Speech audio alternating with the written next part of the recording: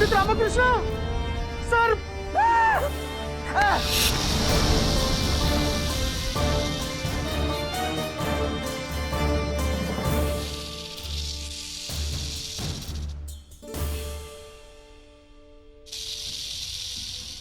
पंडित रामकृष्ण, आपकी योजना तो सफल होती दिख रही है। गुरुजी, रूपवती।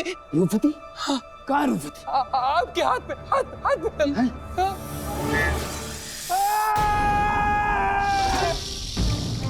आचार्य!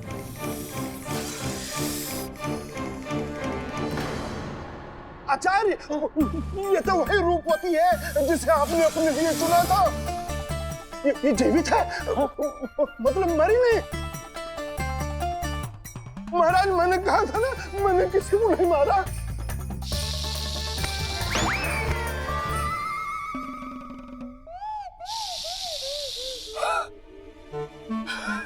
अर्थात रूपवती जीवित है।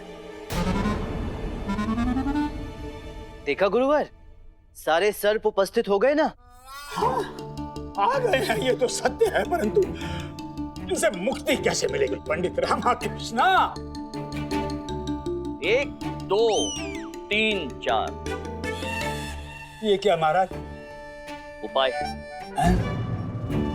एक, सर्वप्रथम एक बड़ी सी चादर का प्रबंध किया जाए। चादर लाओ। 2, इस सपेरे से कहा जाए कि इन सर्पों को इस चादर पर बुलाए। सपेरे बुलाओ।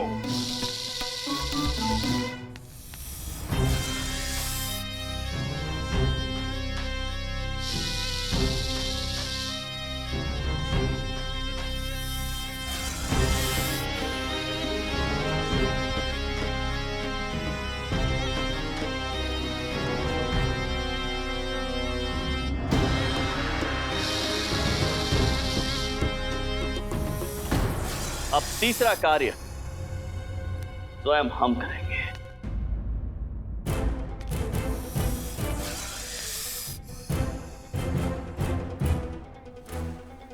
महाराज, सावधानी से, सावधानी से।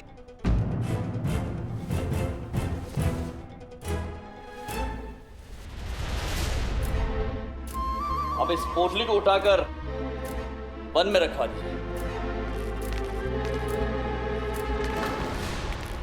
महाराज, हमें इस पूरे प्रसंग में एक बात समझ में नहीं आई।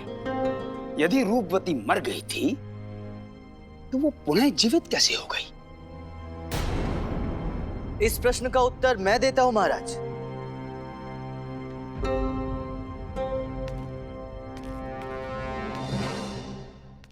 महाराज, ये कलावती कोई नागिन नहीं है।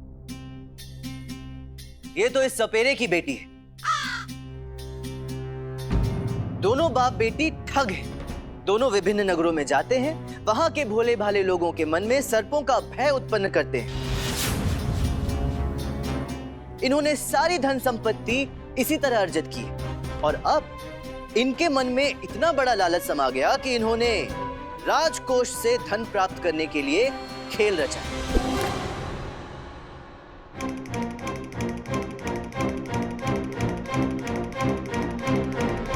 परंतु पंडित रामकृष्ण, आपको इस प्रसंग के विषय में ज्ञात कैसे हुआ?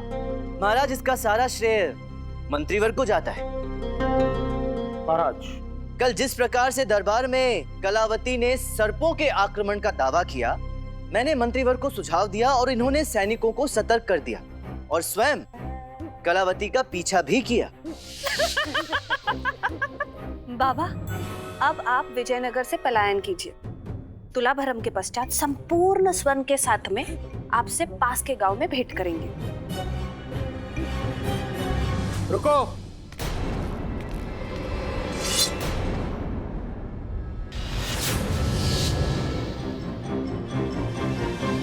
घोर अपराध हुआ है आप दोनों से।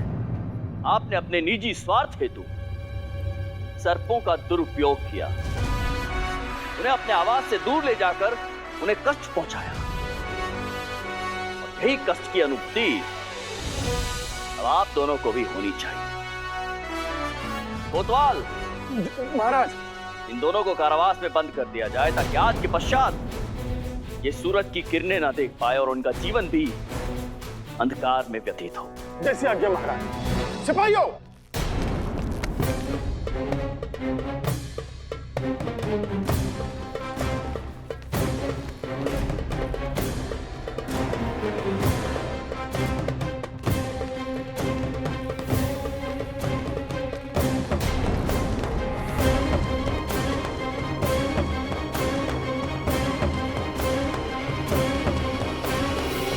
पंडित रामकृष्ण महाराज, आज आपने विजयनगर राज्य की एक बहुत बड़ी हानि से रक्षा की है। राज्य पर आपके उपकार का प्रतिफल तो नहीं, परंतु इसे हमारी ओर से एक तुच्छ भेंट समझकर स्वीकार करें। महाराज कृष्णदेव राय की, महाराज कृष्णदेव राय की, महाराज कृष्णदेव राय की, महाराज कृष्णदेव राय की।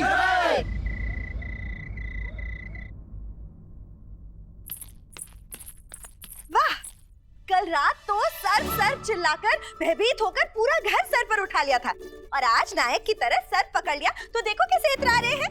ठीक है, भयभीत होता हूँ तो क्या, समस्या का हल भी तो निकाल लेता हूँ। फिर कभी मत कहना कि मैं कायर हूँ, नहीं हूँ मैं कायर। ठीक है।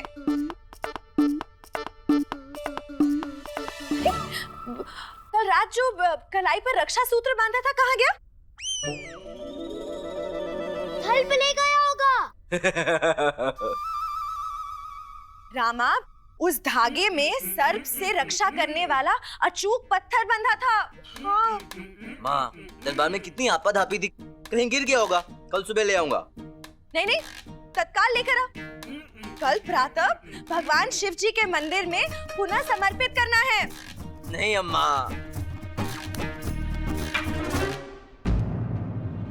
ओ, किंतु मैं दरबार अकेले नहीं जाऊंगा।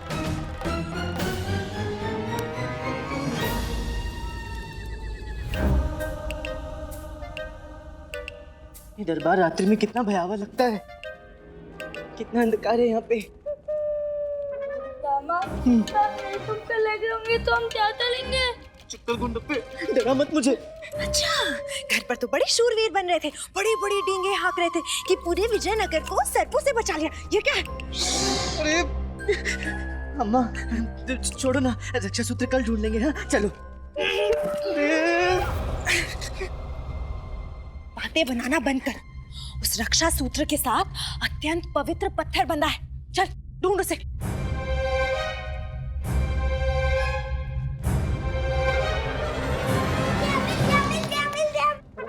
अरे वाह अम्मा, रक्षा सूत्र मिल गया। अब चलो यहाँ से, चलो। अरे अब क्या है, चलो ना। ये तो केवल रक्षा सूत्र है, इसमें बंधा हुआ पत्थर कहाँ है? अम्मा जाने दो ना, कल ढूंढ लेंगे, चलो। नहीं, अभी ढूंढो। माँ चलो।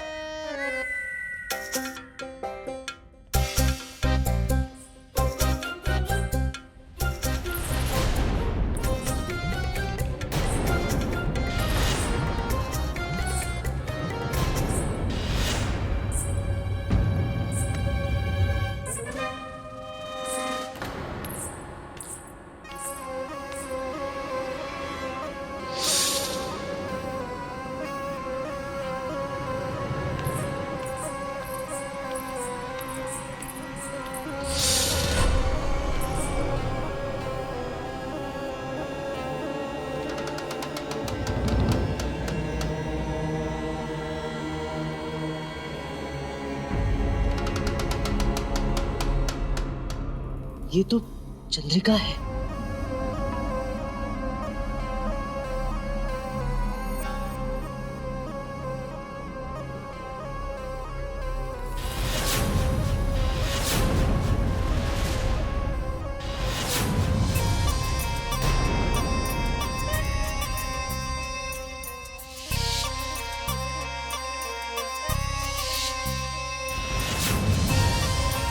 ये तो टाइप की तरह दीप लप लपाकर कील पे ले।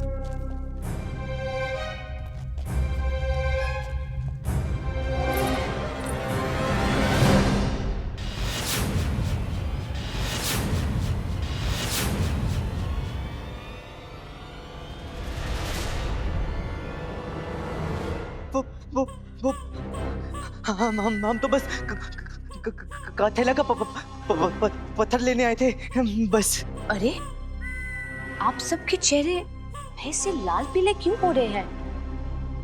ऐसा प्रतीत होता है जैसे आपने सर्प देख लिया है। आप भयभीत मत होइए, हम एक सर्प नहीं है। हम तो सर्प से भी ज्यादा घातक हैं, क्योंकि हम एक विष कन्या है।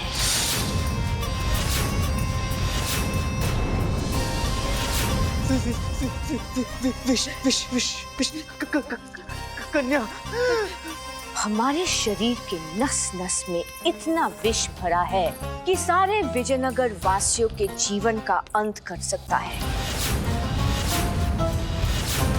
इसका अर्थ ये है कि होली के दिन जो खीर थी उसमें वास्तव में विष था और उसे महाराज के प्राण हरने के लिए भेजा गया था। कृष्णदेव राय तो अब तक देवलोक पहुंच चुके होते, परंतु उस दिन भी तुम्हारे और उस तथाचार्य की मूर्खता के कारण वो खीर भूमि पर गिर गई और कृष्णदेव राय का जीवन बच गया।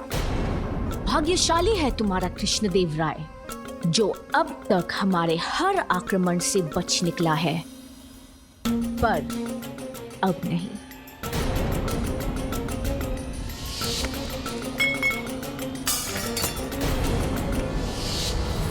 विजयनगर और उसके महाराज को तुम्हारी आवश्यकता है रामा। महाराज कृष्णदेव राय पर बहुत बड़ी विपदा आने वाली है। मैं महाराज को तुम्हारी वास्तविकता और उद्देश्य के बारे में सब कुछ बता दूंगा। अभी बताऊंगा, इसी समय बताऊंगा।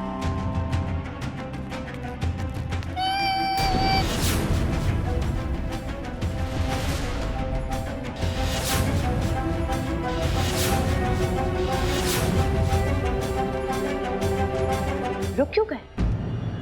जाइए ना महाराज के पास। ऐसा प्रतीत होता है कि तुम्हें अपने परिवार के जीवन की कोई चिंता नहीं है। रुक जाओ, रुक जाओ, उसे हानि पहुंचाने का प्रयास भी मत करना तुम।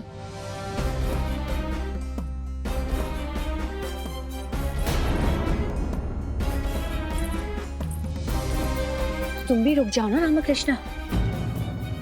और अगर कृष्णदेव राय को कुछ बताने का प्रयास किया तो मैं तुम्हारे परिवार के हर सदस्य को मार डालूंगी।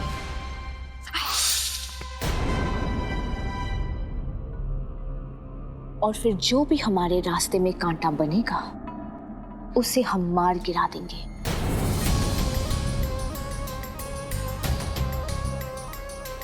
हमारे श्वास में इतना विष है कि एक क्षण में 100 व्यक्तियों की मृत्यु हो सकती है। सोच लो रामकृष्णा, तुम्हारी भलाई इसी में है कि तुम सब शांति से अपने आवास लौट जाओ और अपना मुंह बंद रखो। नहीं, नहीं। अगर तुमने कृष्णदेव राय को किसी भी समय सचेत करने का प्रयास किया तो हमें ज्ञात हो जाएगा। फिर हमें जो मिला उनको मारते चलेंगे। महारानी चिन्नदेवी, महारानी तिरुमलंबा और उसके बाद तुम्हारा पूरा परिवार। और अगर तुमने हमारे बारे में किसी को सूचना दी तो हम पूरे विजयनगर को समाप्त कर देंगे। देखो हमारी शक्ति।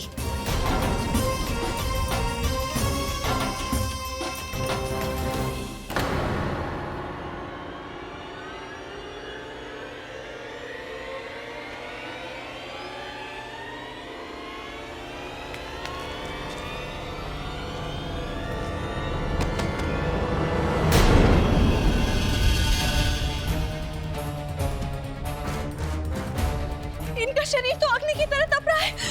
क्या किया तुमने? घबराइए मत, पंडित रामकृष्ण की मृत्यु नहीं हुई है, वो तो केवल मूर्छित है। ये तो केवल हमारे विष की मात्र सुगंध है। सोचो हम और क्या क्या कर सकते हैं।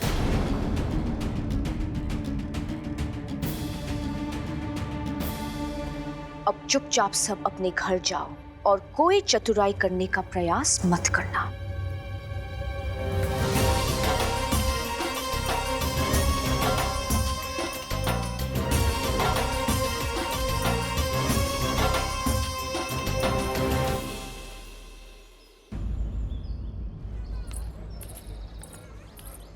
पंडित रामकृष्ण को देख लेना चाहिए, उन्होंने हमारे निर्देश का पालन किया कि नहीं।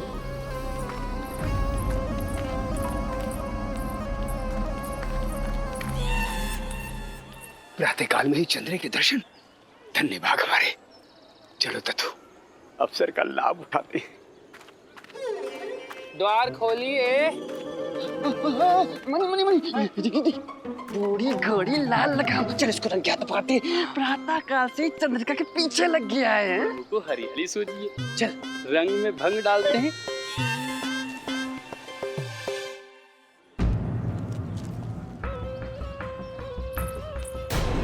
ये बुढ़ा अपने चेलों के साथ हमारे पीछे क्यों लग गया है? इसे पता नहीं चलना चाहिए कि रामा हमारे दबाव में है। अरे हटिए ना। अरे हट। कहाँ लुप्त हो गई तुम दोनों? कौन गुरुजी?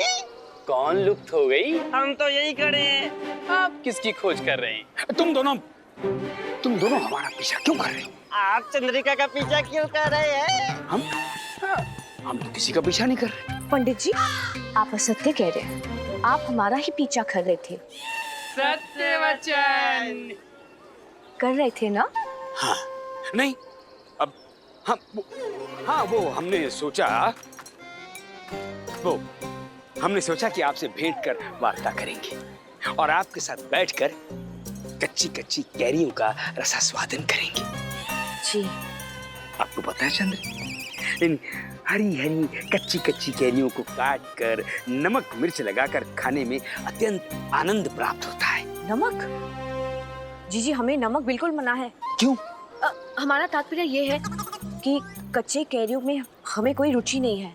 अच्छा, तो कोई बात नहीं, आप हमें विदित करवा दीजिए कि आपको क्या सेवन करने में रुचि है। हम वही आपको लाकर दे देंगे चंद्रे। अरे वो देखिए, अमरूद का वृक्ष। कहाँ? पंडित जी, वो जिसमें बड़े बड़े रसीले अमरूद है, हमें वो ला के दे दीजिए ना। हश। परंतु चंद्रे, ये जो वृक्ष है इस पर एक भी अमरूद दिखाई नहीं पड़ रहा है हमें। ये चंद्रिका कहाँ लुप्त हो गई? अरे चंद्रिका कहाँ लुप्त हो गई?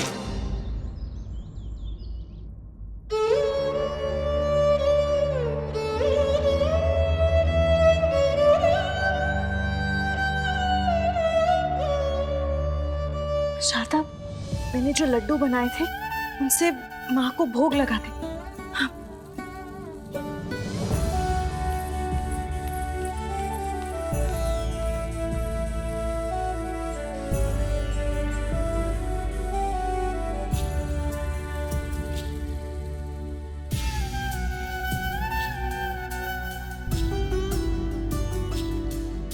हे माँ, रामा, महाराज और सभी की उस विष कन्या से रक्षा करें।